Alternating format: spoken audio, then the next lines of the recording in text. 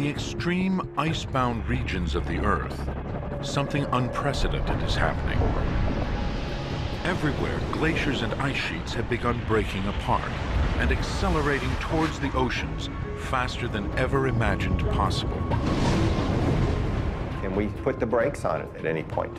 Do we have that much control over it? There are concerns that we get to some point that changes become pretty much unstoppable. Over the history of the Earth, ice has frequently advanced and receded. But now it's changing in ways we don't fully understand. With the future of the ice in question, photographer James Balog risks everything to capture what's happening on film. This is one of the scariest, dumbest things I've done in my life. Where I'm laying right now was underwater just 6 hours ago. Not feeling real comfortable out here. His incredible imagery is witness to one of the Earth's most powerful geological forces. A force that for the first time in modern human history is radically changing the planet. Extreme ice revealed, right now on this Nova National Geographic special.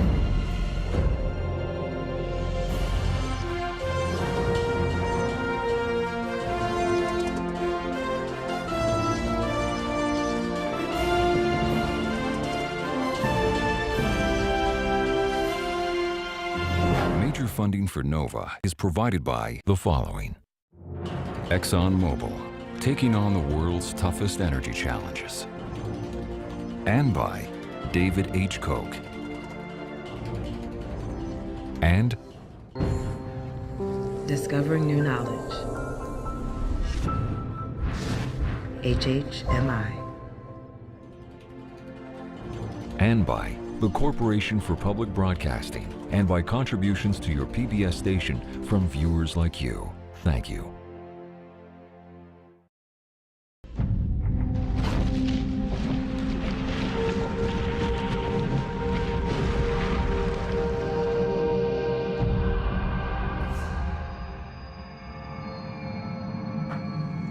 James Balog has a near-fatal attraction to ice.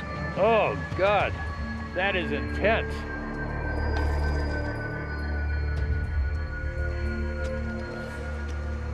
His fascination is leading him farther and deeper into the cryosphere, the frozen regions of the Earth.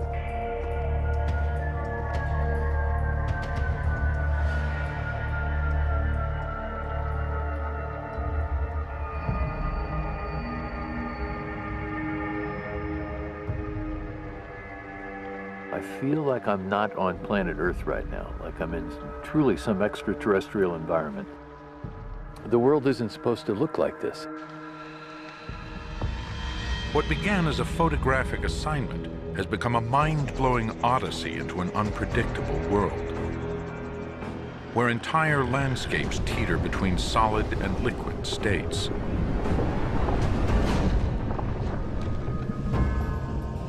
On the Greenland ice sheet, a crack opens, and a mile-wide lake pours down a 3,000-foot chasm.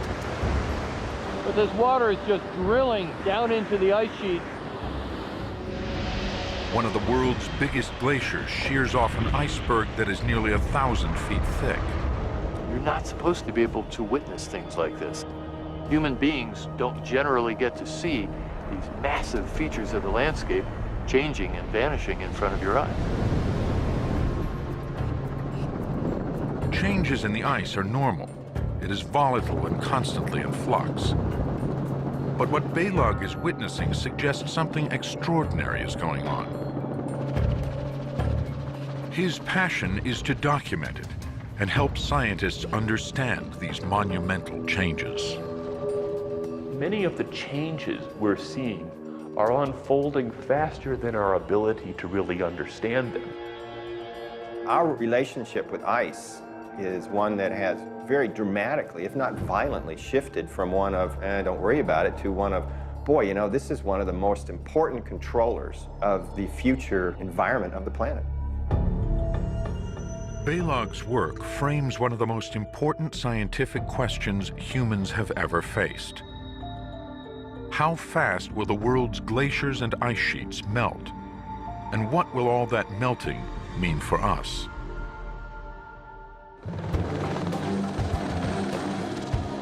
As scientists try to figure it out, Balog is finding evidence to help answer some of these questions. Got it.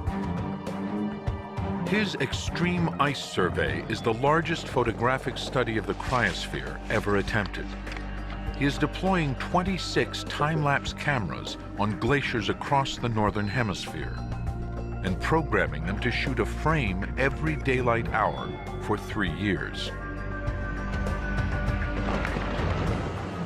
It is a massive challenge in some of the most hostile regions on Earth. So everything we're trying is getting thwarted. Trying not to be frustrated. But the pain is starting to pay off, with thousands of frames revealing unparalleled changes in the ice. My hope is that it will be powerful and immediate enough that people will say, yeah, I get it, I understand it. Okay, this is real. This is forensic evidence of the reality of what's happening. The fact that the ice is changing is nothing new. Over the millennia, the expansion and contraction of ice across the continents has fundamentally altered the planet, gouging out lakes and valleys and pushing man around the Earth. The waxing and waning of the ice sheets have been implicated in who lives where and what they do, and there are even some people have suggested that we're humans now, in part because we were responding to the changes in our environment that were linked to the growth and shrinkage of the ice. In the past, the cycle of ice ages and periods of warming were caused mainly by shifts in the Earth's orbit around the sun. But now, humans seem to be driving these changes. Since the Industrial Revolution, our burning of fossil fuels has ratcheted up the output of greenhouse gases, like carbon dioxide, which trap heat in the atmosphere. Temperatures are climbing, and the ice is melting faster than ever. I think that if we stay on the path we're on, we will change the amount of land ice, and therefore we will change sea level. The real questions, the more complicated ones, are how fast are we going to get there? How much is it going to rise? Can we put the brakes on it at any point? It is the speed of the melt that is most astonishing. And nowhere is it happening faster than in the glaciers along the west coast of Alaska. Glaciers are like massive ice factories. High in the mountains, snowfall builds up and is compacted over hundreds of years. Gravity pulls it down in colossal rivers of ice. Some glaciers flow all the way to the ocean, shearing off icebergs in a process called calving. Over the last 40 years, temperatures here in Alaska have risen about 4 degrees Fahrenheit, twice as fast as the global average. Now, these rivers of ice are flowing faster and crashing even more spectacularly into the sea. Some people are taking advantage of the glacial fireworks while they last. Surfers towed in by jet skis are playing a dangerous game of chicken with the ice. It is rapidly calving glaciers like these that are the main contributors to rising sea levels.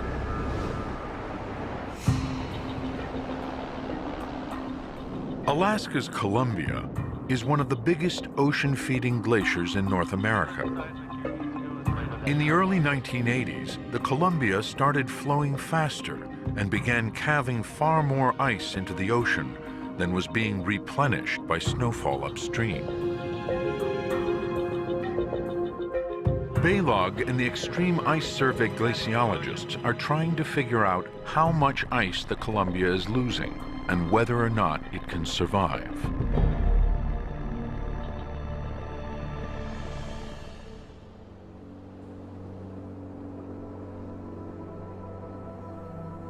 In the shallow waters of Columbia Bay, melting icebergs jam up before being carried away with the tide.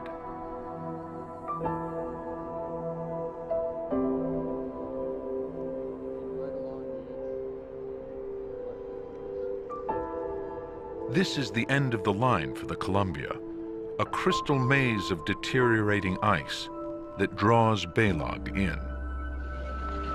Out here. Basically, we're looking at a whole landscape full of crystals. It's a cool spot. There's a lot of power here. It seems to be calm, it seems to be still, but there's this constant energy of the sea coming and going and carrying this huge glacier away.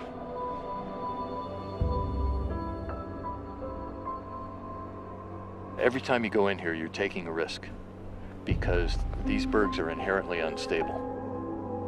But you get seduced by the beauty of it, you know, you just get drawn in. It's like the sirens of Columbia Bay pulling you in, luring you in, going, come to me, come to me, come to me, and you just keep following these beautiful objects back through the labyrinth. But okay, Jeff, right about on this line here. The light that really makes these sculptures come alive is bouncing off the surface of the water. So the bergs are lit from within.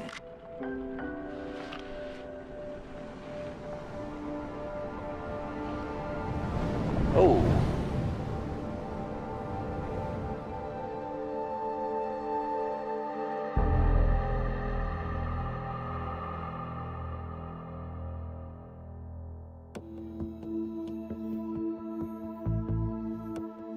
At the Extreme Ice Survey Camp, glaciologist Tad Pfeffer tracks the flow of the Columbia. As the glacier moves, it churns up dirt and rocks that collect on its surface. The Columbia is so vast, it's hard to imagine it vanishing. Pfeffer and his colleague Shad O'Neill are taking its vital signs, measuring the speed of the glacier over several years to determine whether it's speeding up or slowing down.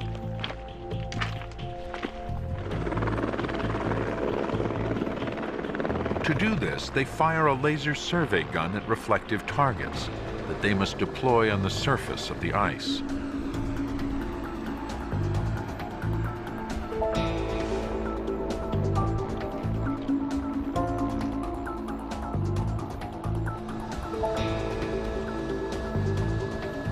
As the pilot hovers a few inches above the glacier, O'Neill positions the target onto the ice.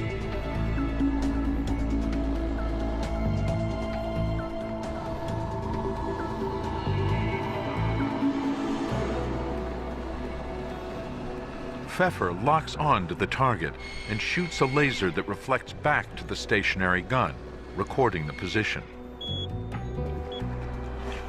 I got it, you're good. Come on back. Okay, first one down. 1.1 kilometers away. The target moves with the ice. By tracking its movement with a laser over several days, they will be able to calculate the speed of the Columbia. Just down the fjord, Balog and Extreme Ice Survey engineer Adam LeWinter climbed down to one of the time-lapse cameras they installed a year ago. Oh, yes, here it is. Still all there? Yeah, the camera's here, but what happened to the glacier? When I was here a year ago, the calving face was just right there.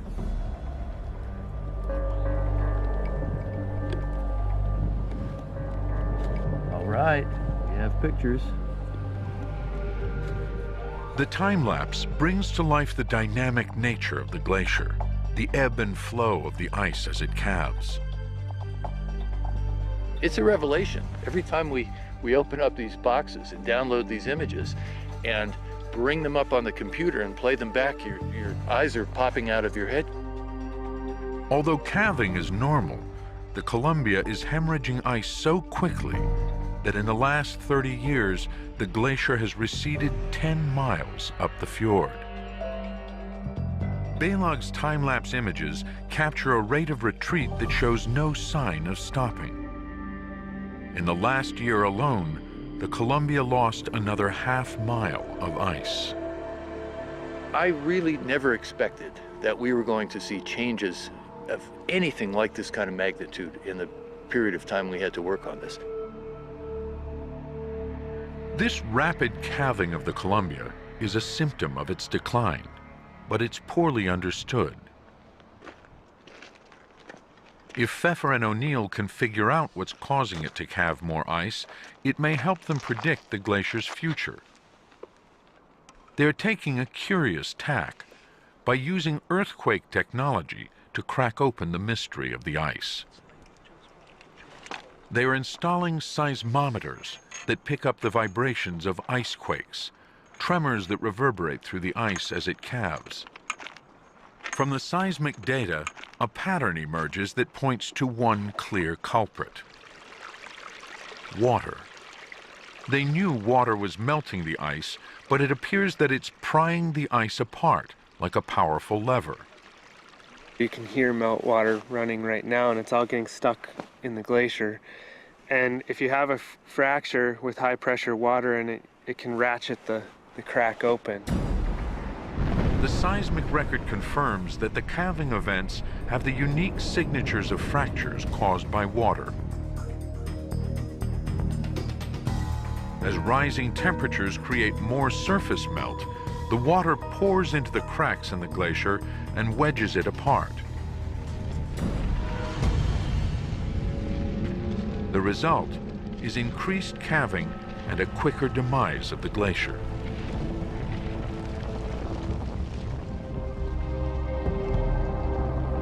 Oh, there's a big one coming up from underneath. There it is.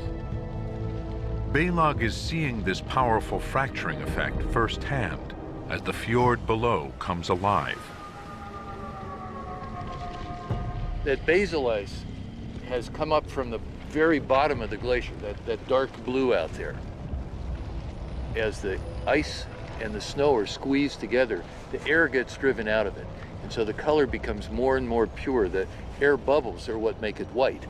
And so when the base of the glacier breaks up, you get these fantastic sapphires and turquoises boiling up out of nowhere, you know, and that's what these bergs are.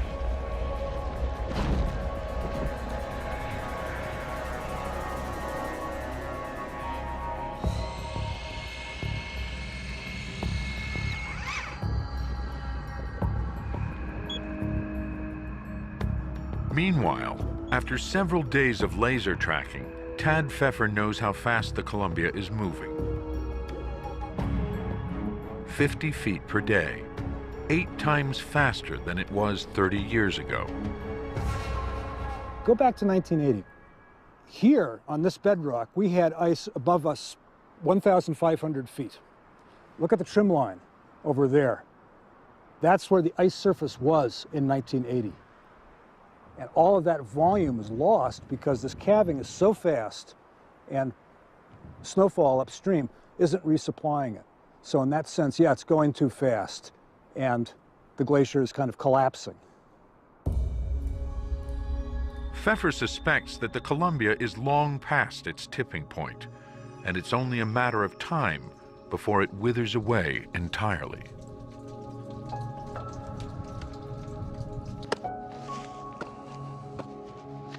This kind of ice is called dead ice. It's no longer part of the living, active glacier. It's stranded up on the side of the ice stream, and it's melting away and collapsing.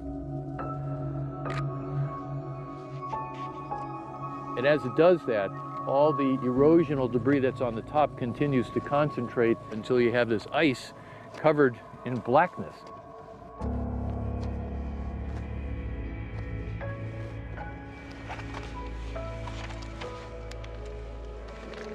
I'm really interested in the mortality of the glacier right here. There's something very rich and very intense about the changing landscape.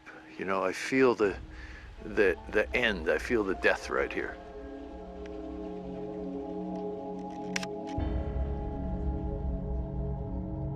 The problem is, it's not just the Columbia that's on its way out. Glaciers everywhere, across the Rockies, Andes, Alps, and Himalayas, are in their death throes. The people that live near the mountains and watch the glaciers know that the world is changing. We are heading towards Glacier National Park without any glaciers. We're seeing, huge changes in Glacier Bay in Alaska and other places. If you go, if you look, you see it. The consensus is that in the next 50 to 100 years, mountain glaciers almost everywhere will simply disappear. From the loss of mountain glaciers alone, sea levels will rise by almost a foot, displacing millions of people around the world. But the biggest cost will be the loss of these huge natural reservoirs of fresh water, water that 1/6 of the world's population depends on. The hardest hit will be in Asia, where nearly 1 billion people get their drinking water from Himalayan glaciers. The abrupt collapse of the world's mountain glaciers raises even more disturbing questions about the Earth's biggest tracts of ice: the polar ice sheets of Antarctica and Greenland. The real wild cards are what the big ice sheets are going to do. We're already seeing the Greenland ice sheet start to behave in rather disturbing ways. We're playing with fire, if you will, when it comes to the ice sheets. We don't know whether if we get these big, massive, freight train-like beasts going, whether we can stop them.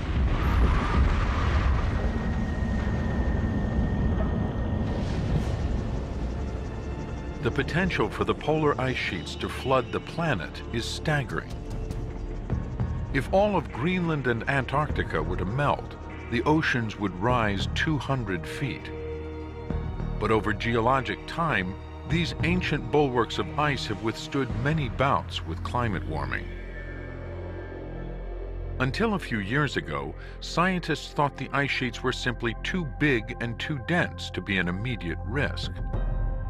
But the latest evidence is making them rethink. The first wake-up call came from the West Antarctic Peninsula. In the summer of 2002, a NASA satellite photographed a Rhode Island-sized slab of ice called Larsen B as it sheared off the ice shelf.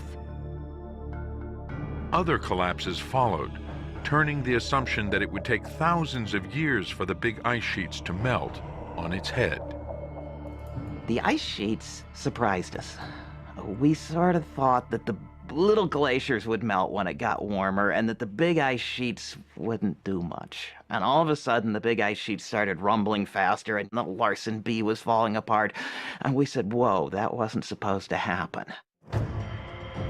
On the other side of the globe, Greenland's cache of ice is also showing signs that it's starting to feel the heat. In the last decade, temperatures here have shot up by about 5 degrees Fahrenheit. NASA satellites are already detecting a meltdown around the edges of the ice sheet. Global warming is hitting hardest in the Arctic, and all eyes are now fixed on Greenland's ice. Its next move could be the game changer for rising sea levels. In the heart of Greenland, Beilage and scientists encounter an entirely different realm. A single slab of ice about 1,500 miles long and 500 miles wide. It's mid-July, and the summer melt on the Greenland ice sheet is in full swing.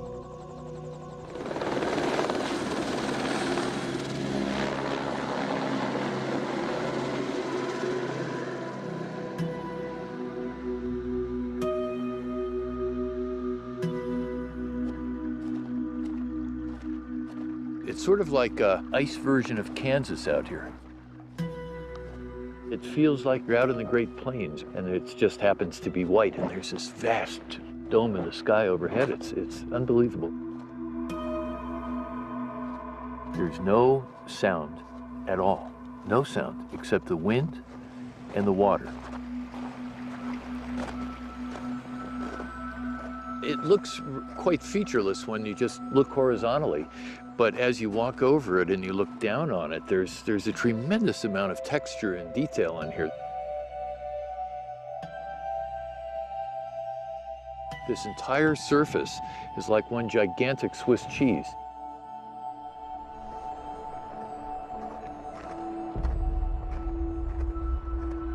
During the melt season, the sun's heat transforms the surface of the ice, creating a landscape that constantly shifts between solid, liquid, and vapor.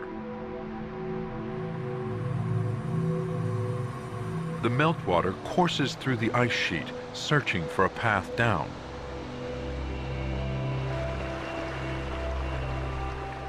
Figuring out how this complex plumbing works is essential for predicting the future of the ice sheet.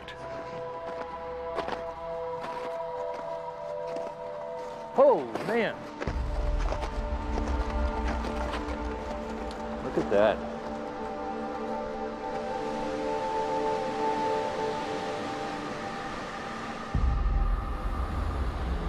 Whoa, that is intense. Oh my God. I can see, I think, maybe 250 feet down into the dark. No sign of the bottom. But this water is just drilling down into the ice sheet.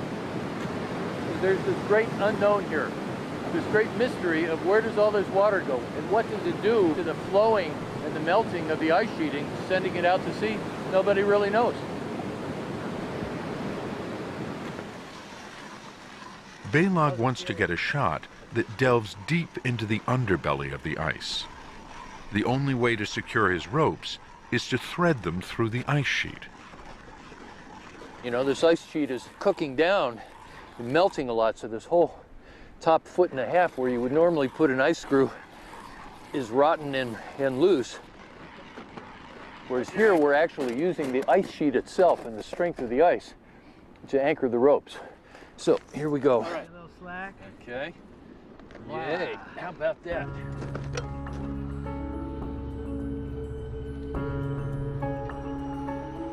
These giant holes, called moulins, are thought to bore thousands of feet through the ice to the bedrock.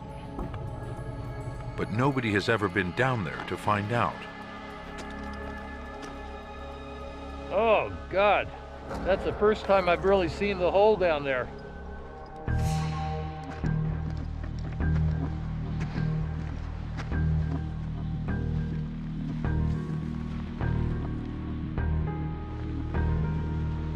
Dave, this whole balcony could go any second. There it goes!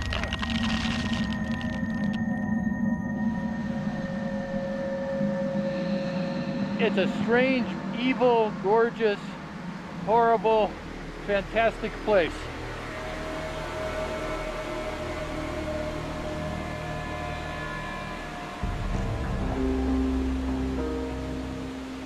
Wow, I mean, there's hundreds of years of ice here layered in, and we're looking into the cross-section of this life history of the glacier. And it's so beautiful, this insane aquamarine and all this scalloping and fluting from the water. What a spot. Balog is just scratching below the surface of the ice sheet. Below him is another half-mile of solid ice. In these compressed layers of the ice sheet, there are clues to how fast Greenland could melt.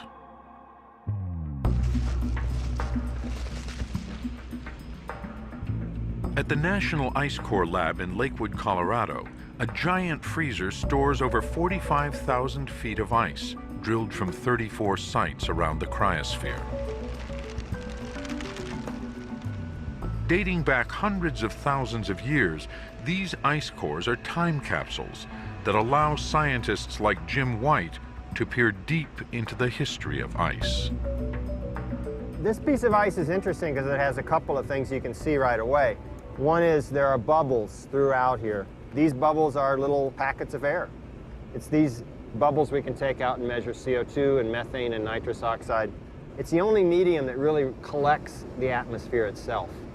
The other thing you can see in here quite clearly is you can see the layers. And the thickness is going to tell you how much snow fell that year. So you get a couple of pieces of climate information and a dating scale just out of visually looking at this ice core. Most importantly, scientists have identified a direct historical link between increases in greenhouse gases like carbon dioxide and steep rises in global temperatures. At every peak, big rises in sea level followed as Greenland's ice sheet shrank. The ice core records also reveal a particularly telling moment in Greenland's history. Roughly 125,000 years ago, temperatures rose by about 7 degrees Fahrenheit. The entire southern portion of the ice sheet melted, and global sea levels rose by over 10 feet. It was caused by a change in the Earth's orbit around the Sun, which increased temperatures and released carbon dioxide from the oceans. The more recent ice core record shows the potential for a similar meltdown. Right now, greenhouse gas levels in the atmosphere are even higher than they were 125,000 years ago, higher than they've ever been in the last 500,000 years. Temperatures are already following suit. The only explanation is the burning of fossil fuels. What we see in this ice core is very solid evidence that what's happening today in the atmosphere is different. It's not a normal part of the climate cycle. It's something caused by human beings. Rising temperatures are once again pushing Greenland towards a major meltdown. But what the ice cores can't tell us is how long it will take.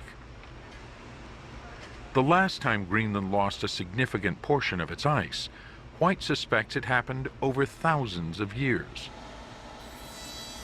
But this time, it could happen much faster. And here we are now, fiddling with the dials of the climate machine, not quite knowing what's going to happen. And we know from these past records that the climate system can come up and bite us hard. So far, global warming is biting hardest at the fringes of Greenland's ice sheet. Ringing the island are hundreds of outlet glaciers that act like pipes, draining the interior ice sheet out to sea through narrow fjords. In the late 1990s, many of these spigots began gushing more ice. One of the largest, Jakobshavn, is now pumping out over 40 billion tons of icebergs each year, more than any other glacier in the northern hemisphere. These icebergs reach the open ocean at Disko Bay.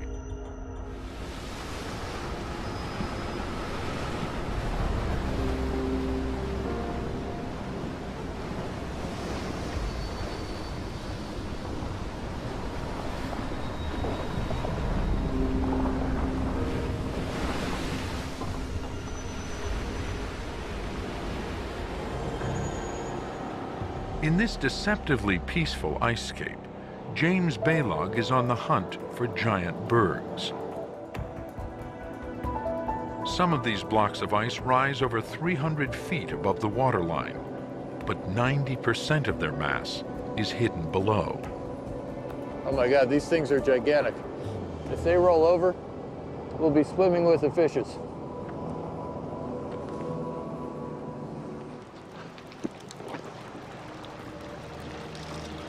But right in here, there's this line of jewels as you come around the arc of this berg, and all the water drops are coming in, and the sun makes this fantastic necklace of jewelry along the edge of this. Oh man, I can't. Let's do it again. There's something in there. It's making me crazy, actually, because there's a picture in here. There's definitely a picture in here.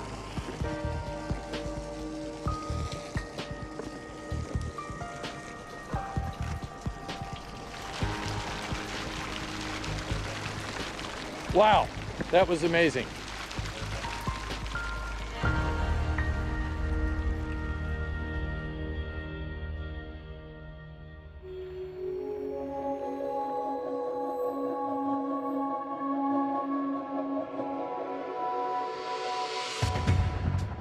"35 miles up the fjord from Disko Bay, Balog's time-lapse cameras are stationed above the calving face to capture Jakobshavn's every move.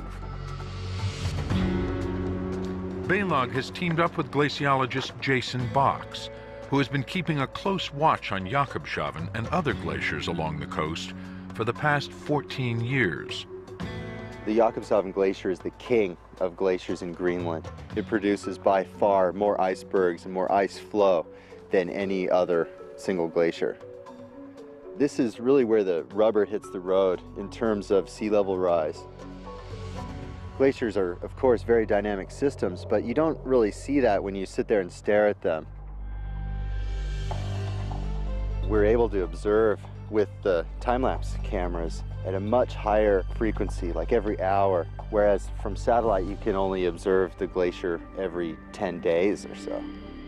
It came on. What they are finding is that the ice is far more sensitive to temperature changes than they thought. During the summer melt season, Jakobshavn is now moving at a clip of 130 feet per day, almost twice as fast as a decade ago.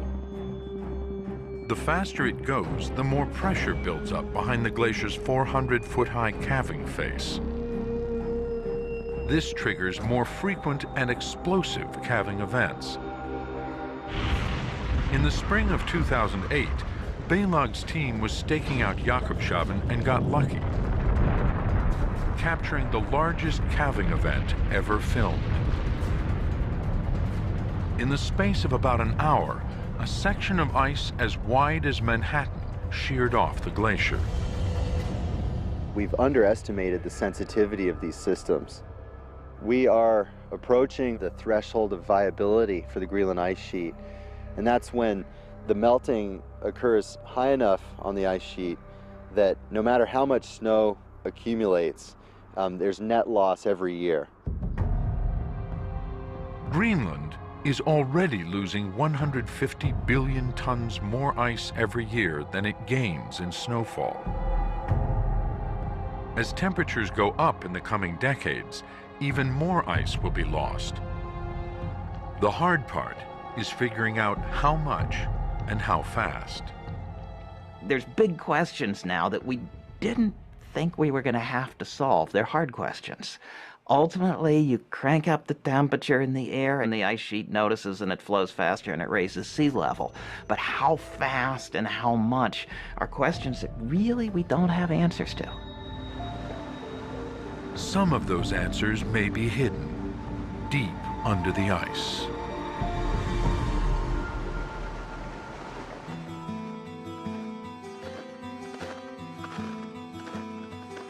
The summer melt season on the Greenland ice sheet has grown hotter and is now 2 weeks longer than it was only a decade ago. Rivers of meltwater cut deep into the ice, creating a serpentine canyon that winds for miles.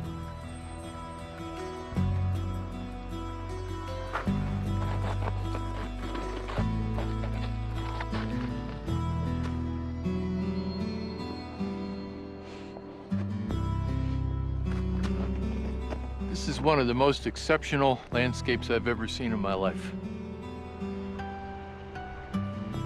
You know, this looks so much like those incredible canyons out in the sandstone country in Utah. And you have that, except it's sculpted out of ice. It's like this huge, incredible cake sculpted by this river in here, and it's like the world isn't supposed to look like this.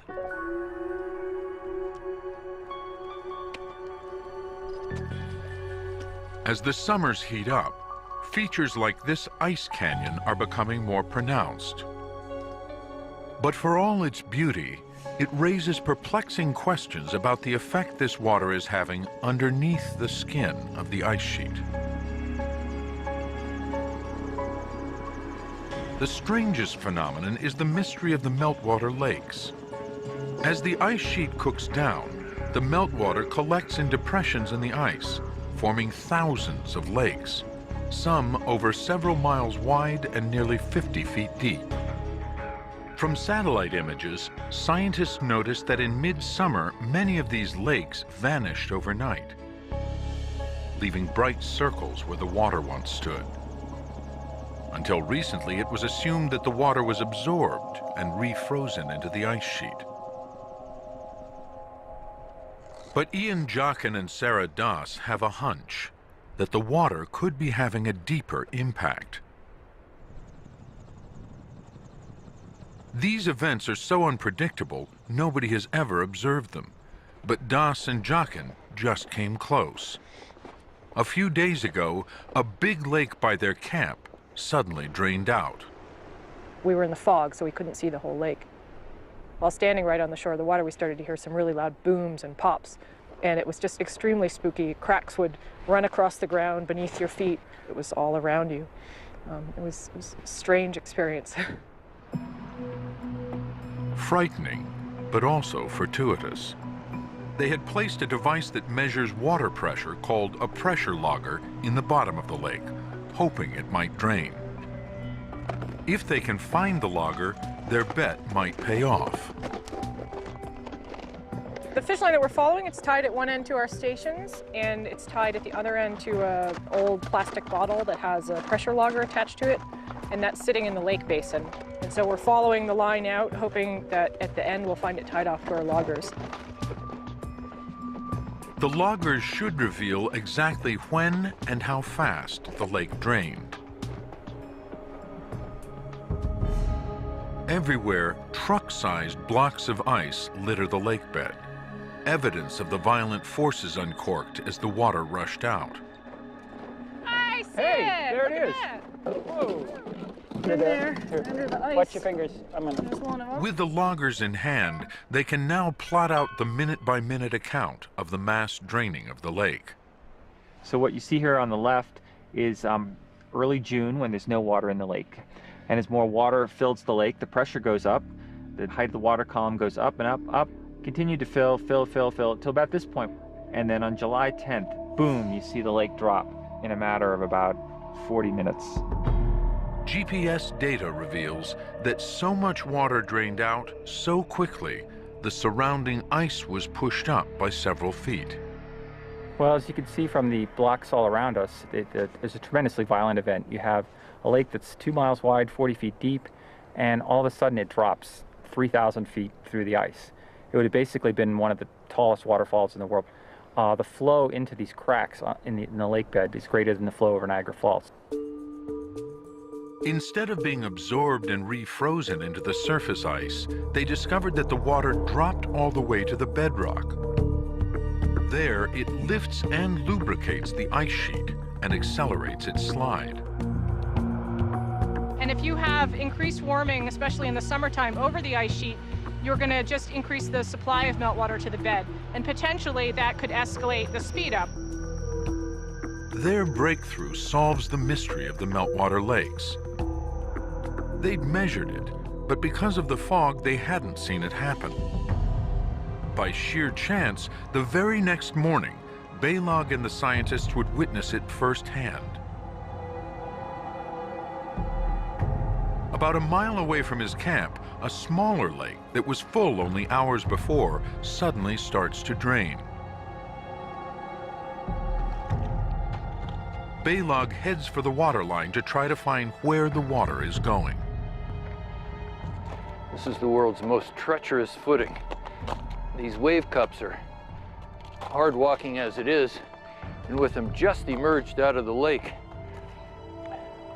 they're slick as can be. There's so much water packed in there. It's just like grease on top of glass.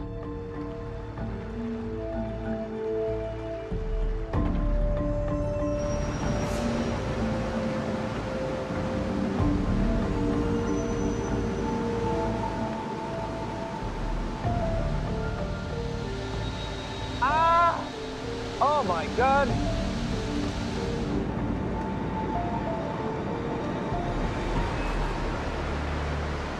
Not being roped up here is one of the scariest, dumbest things I've done in my life. Where I'm laying right now was underwater just 6 hours ago. You know, there was a lake here, and the water depth of the lake was roughly 20 feet right here. And all of that that was overhead 6 hours ago is drained out and poured down this hole. And I can see maybe 250, 300 feet down there. I'm not feeling real comfortable out here.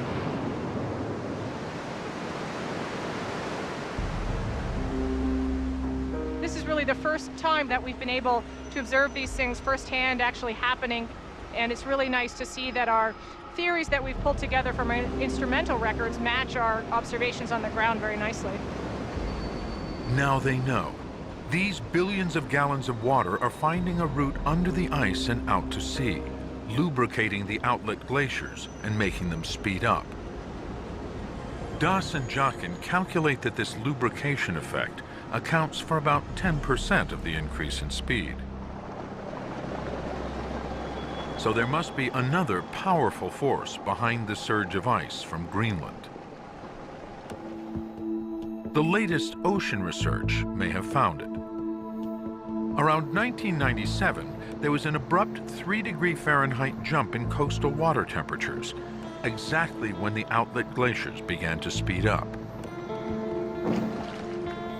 At the foot of Jakobshavn Glacier in Disko Bay, Ian Howitt is investigating how the warming ocean could be eating away at the edges of the ice sheet. I'm trying to get a handle on how the ocean and the ice interact. And so by that I mean how heat is transferred from the ocean, which is this huge source of heat, up against this ice sheet. To figure it out, Howitt is using a capsule packed with sensors that record temperature, salinity, and depth at intervals going down 1,000 feet to the ocean bed. The measurements give Howitt an immediate picture of how the meltwater streaming off the glacier and the denser salt water below stack up like a layer cake. So this plot is showing the increase in temperature with depth. What we see here is very cold, nearly freezing water at the surface, and then as we go down, it increases its temperature as it mixes with the warmer ocean water below. So this transition zone, this almost flat line, shows us that there's a very sharp transition between that fresh water and the salty ocean water below. Howitt thinks the rush of cold meltwater coming off the glacier might be creating a vacuum at the calving face that pulls the warm ocean water underneath it, delivering heat directly to the base of the glacier. One hypothesis is that as you increase the melt and you increase the force of this conveyor belt of fresh water going out of the fjord, you're bringing more heat from the ocean into the fjord to melt more ice, and that would be a strong feedback that could actually lead to more glacier melting. It's a much more dynamic environment than we've thought in the past. The story of the mountain glaciers and the ice sheets shows that abrupt changes in the ice aren't the exception, they're the rule. There are concerns that we get to some point beyond which strong feedbacks in the climate system kick in and cause changes that we're really unprepared to deal with. The ice may have more surprises to come, but based on the latest research, the best guess for future sea level rise comes down to a simple calculation. In the next 100 years, the oceans will expand on their own as they warm, accounting for about a foot of sea level rise. Another foot will likely come from the loss of the world's mountain glaciers as they melt away. The ice sheets of Greenland and Antarctica won't disappear, but their combined melt is expected to add about another foot. The total equals an estimated sea level rise approaching 3 feet or 1 meter by about 2100. It may not sound like much, but over 100 million people live within 3 feet of sea level. Cities around the world will spend trillions building up coastal defenses. Low-lying regions such as Florida, Vietnam, and Bangladesh will be devastated. Many island nations will cease to exist. The consequences will test our ability to adapt like never before. But it doesn't stop there. If we look beyond 100 years, the biggest questions might even be what we do. There's huge things we don't know about the ice sheets, but our uncertainty about what we decide to do may be bigger than that. But if we make it really warm, I think a whole lot of us get really nervous about what the ice will do. This is going to be one of the pivotal moments in human history. Ice is too important for us in terms of the climate of the planet, in terms of sea level, in terms of the fundamental operating systems of the planet for us to continue to ignore it.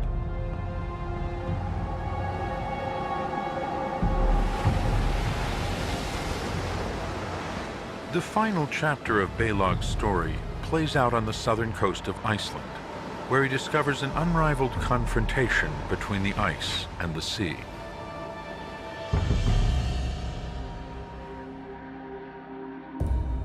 "8,000 years ago, the island was encased in ice, but now the last remnant of its ice cap is quickly disappearing.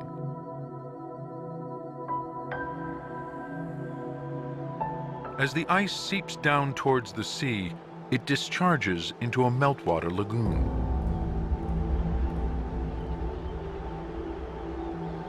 Each day, the tide draws the icebergs out into the North Atlantic.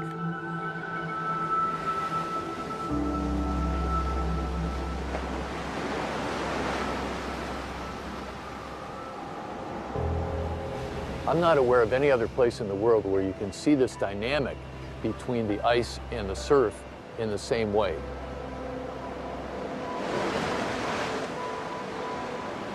What I see in this ice is a unique sculpture by nature.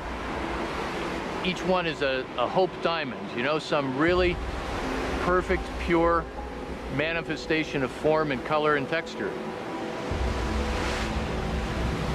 They come up here on the waves, they sit here for 12 hours after the tide goes out, then the tide comes back in, takes them away, and they're gone for good. And in that transitoriness, I see extinction.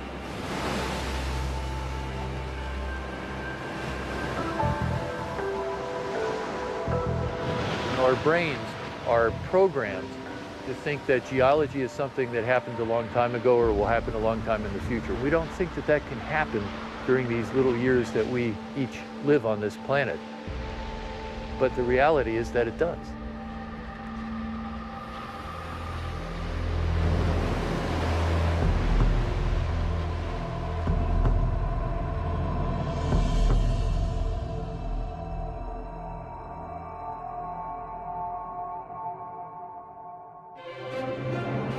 On NOVA's Extreme Ice website, see dramatic graphics that show how the world's coastlines would change if all of Greenland's ice melted.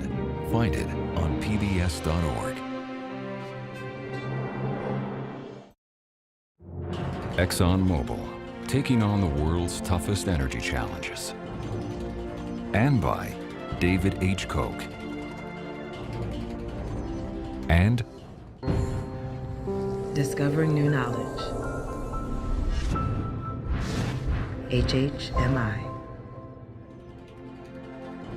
And by the Corporation for Public Broadcasting, and by contributions to your PBS station from viewers like you. Thank you.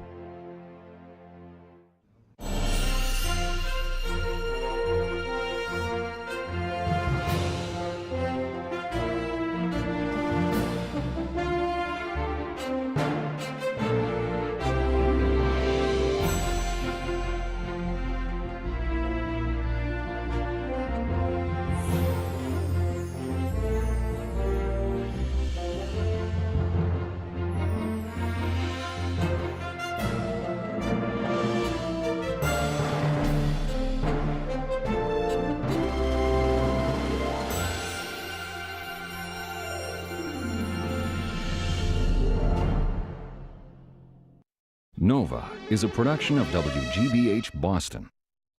I am PBS.